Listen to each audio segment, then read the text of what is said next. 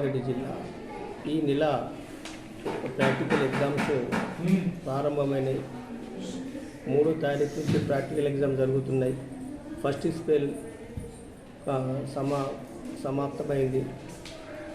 కొన్ని ఫస్ట్ స్పెల్లో మిగిలిన వీటికి ఈరోజు అయిపోతాయి.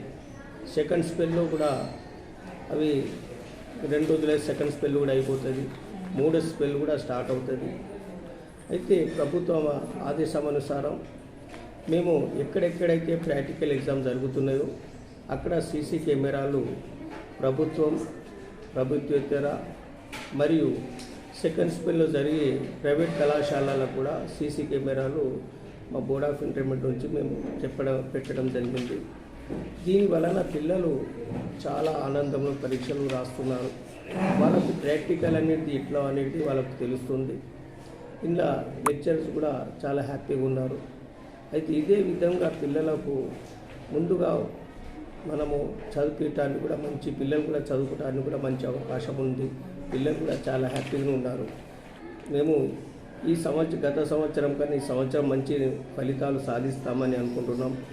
రాష్ట్రంలోనే మొదటి స్థానాన్ని మేము సాధించాలని అనుకుంటున్నాను. ఇది ఇంత మంచి మా దగ్గర కమిషనర్ గారు 90 days ప్రోగ్రామ్ ఏర్పాటు చేశారు. దాని వలన పిల్లలకు కూడా unit test, sleep test, parents meeting ఇవన్నీ కూడా మేము ఏర్పాటు చేయడం జరిగింది.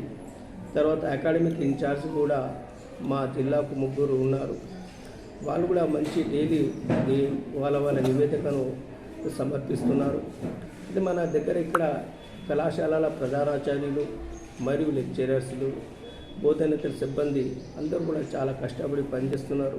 చాలా మంచి రిజల్ట్ మేము సాధించాలని కూడా కోరుతున్నాం. ఆ బాన్సోడ ప్రభుత్వ జూనియర్ కళాశాల ఎడ్యుకేషన్లో మెడిసిన్ సీట్లు వచ్చినాయి. తర్వాత టీటీసీలో కూడా రాష్ట్రంలో మొదటి స్థానం వచ్చింది. మార్చి నుంచి యాన్యువల్ ఎగ్జామ్స్ ఉంటాయి.